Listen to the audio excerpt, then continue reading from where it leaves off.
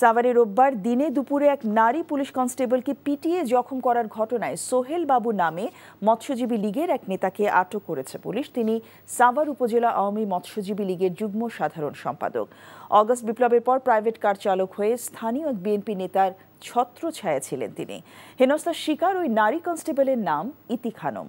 তিনি গাজীপুর জেলার কালিয়াকৈর থানায় কর্মরত, তবে বসবাস করেন থানা কোয়ার্টারে।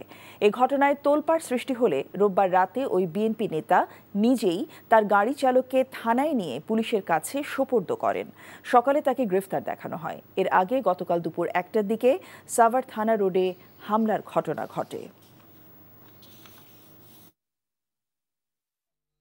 এই ঈদে জামা জুতো অ্যাক্সেসরিজের ডিসকাউন্ট।